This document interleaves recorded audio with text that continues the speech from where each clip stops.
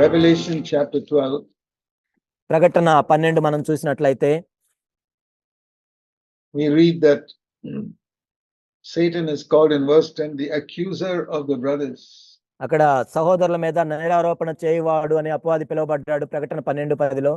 The Revelation chapter 12 verse 10. ప్రకటన 12:10.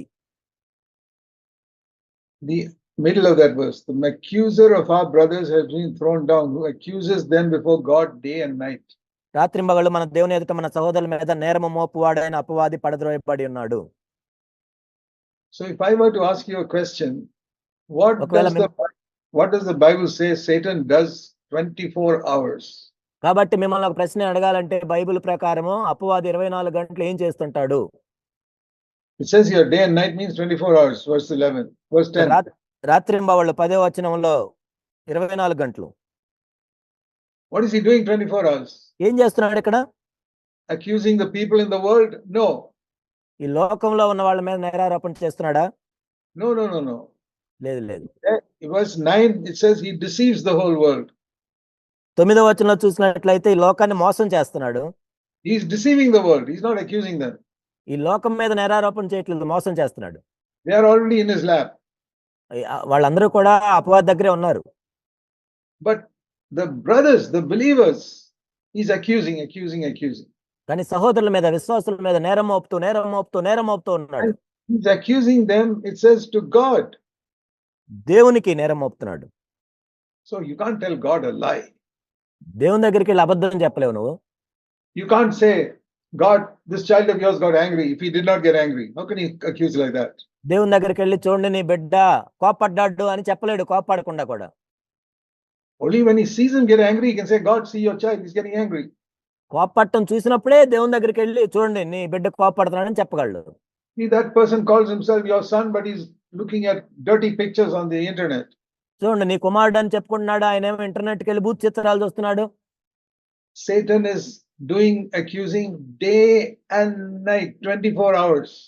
అపవాది రాత్రింబగళ్ళు నేరం మోపుతూ ఉన్నాడు, రోజుకి 24 గంటలు. Every time you do something wrong, Satan is accusing you to God. నువ్వు ఏదైనా తప్పు చేస్తున్నప్పుడు ప్రతిసారి సైతాన్ వెళ్ళి దేవుని దగ్గర చెప్తూ ఉన్నాడు.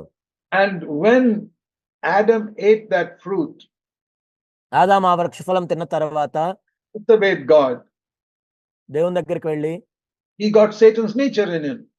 ఎప్పుడైతే దానికంటే ముందు ఆయనకి సైతాన్ స్వభావం వచ్చింది. What is Satan's nature? సైతాన్ యొక్క స్వభావం ఏంటి? Somebody else. ఎప్పుడు నేరం మోపటం. Put the blame on somebody else.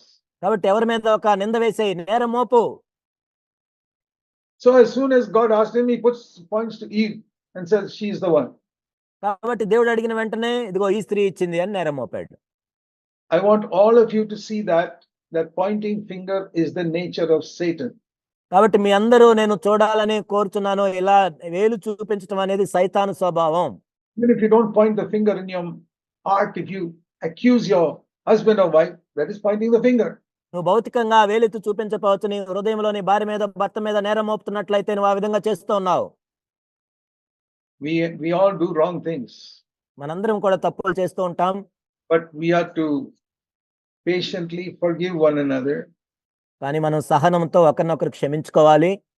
Help one another to overcome that habit. కాబట్టి అలవాట్లు జయించడానికి ఒకరికొకరు మనం సహాయం చేసుకోవాలి. Now, this is what Satan is doing. It says here day and night. Did you read that? 24 hours. చూసారా మీరు? రాత్రి మగళ్ళు సైతాన్ ఇదే చేస్తున్నాడు, రోజుకి 24 గంటలు. He's looking all over the world. Did somebody do something wrong? ఈ లోకం అంతా చూస్తున్నాడు, ఎవరైనా తప్పు చేశారా? Satan says, is that one of my children? Then forget it. It's okay. నా పిల్లలు అయితే సరే వదిలేద్దాం. But is that a child of God, born again? ఆ దేవుని బిడ్డ, తిరిగి జన్మించిన వ్యక్తి. He did something wrong. ఆయన ఏదో తప్పు చేశాడు. He tells God, see, that person says, your child, see what he's doing. వెళ్ళి దేవుని దగ్గరికి వెళ్ళి చెప్తాడు, చూడు నీ బిడ్డ అని చెప్పుకుంటున్నాడు, ఏం చేస్తున్నాడు చూడు. 24 hours he's doing that. 24 గంటలు అదే పని. And what is Jesus doing for 24 hours?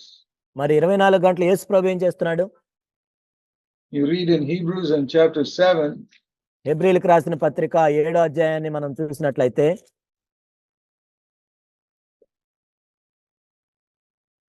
Hebrews 7:25. హెబ్రీయులకు రాసిన పత్రిక 7వ అధ్యాయం 25వ వచనం. It says Jesus is able to save those who come near to God through him. కాబట్టి ఆయన ద్వారా దేవుని యొద్దకు వచ్చే వారి పక్షమును జ్ఞాపం చేయుటకు నిరంతరము జీవించుచున్నాడు Why? కనుక Why is he able to do that? కాబట్టి ఏం Why? చేస్తున్నాడు ఇక్కడ? Because it says here he is always praying for them. వారి గురించి విజ్ఞాపన చేస్తూ ఉన్నాడు నిరంతరం. Nirantaram means 24 hours. ఇక్కడ నిరంతరం అంటే 24 గంటలు. Just like Satan is day and night accusing, సైతాను రాత్రింబవళ్ళు నేరారోపణ చేస్తూ ఉన్నాడు. Jesus is day and night praying for us. యేసుక్రీస్తు ప్రభువు రాత్రింబవళ్ళు మన గురించి విజ్ఞాపన చేస్తూ ఉన్నాడు. So you picture this in your mind now. మీ మనసులో ఈ విధంగా ఊహించుకోండి. You are a child of God నువ్వు దేవుని బిడ్డగా ఉన్నావు, and you do something wrong. నువ్వేదో తప్పు చేసావు. Immediately Satan points to God and says, see God, that child of yours in Hyderabad, వెంటనే అపవాది దేవుని దగ్గరికి వెళ్ళి హైదరాబాద్ లో ఉన్న నీ బిడ్డను చూడు, నువ్వు they belong to CFC, వాళ్ళేమో CFC, but see how they are behaving. కానీ వాళ్ళు ఎలా ప్రవర్తిస్తున్నారు చూడు. What does Jesus do? యేసు ప్రభు ఏం చేస్తారు? He prays for you. నీ గురించి విజ్ఞాపన చేస్తాడు. So up there in heaven, there are two ministries going on. కాబట్టి ఆకాశంలో అక్కడ 2 పరిచర్యలు జరుగుతూ ఉంటాయి. Satan always accusing, and Jesus always praying. సైతాన్ నేరారోపణ చేస్తూ ఉంటాడు, యేసు ప్రభు విజ్ఞాపన చేస్తూ ఉంటాడు. Somebody does some child of God does something wrong.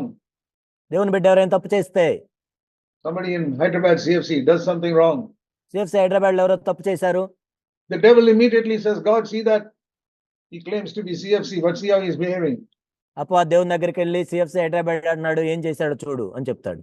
And Jesus immediately says, Father, please help that person to humble themselves. అప్పుడు యేసు ప్రభు ఏం చెప్తాడంటే, తండ్రి ఆ బిడ్డ తను తాను తగ్గించుకోవడానికి సహాయం చేయమని అడుగుతాడు. He or she has made a mistake, please help them to acknowledge it. కాబట్టి ఒక సహోదరినో ఎవరో తప్పు చేశారు, Please help them to acknowledge that is their mistake and ask forgiveness. కాబట్టి వాళ్ళు తప్పు చేశారని గుర్తెరిగినట్లు మళ్ళీ క్షమాపణ అడిగినట్లు సహాయం చేయమని ప్రార్థన చేస్తాడు. He's praying for you. యేసు ప్రభు మీ గురించి ప్రార్థన చేస్తున్నాడు. What is he praying? దేని గురించి ప్రార్థన చేస్తున్నాడు? Praying that you will be honest and ask for forgiveness for what you did wrong. కాబట్టి మీరు యథార్థంగా ఉండి దేవుని దగ్గరికి వెళ్ళి క్షమాపణ అడగాలని అడుగుతున్నాడు ప్రభు.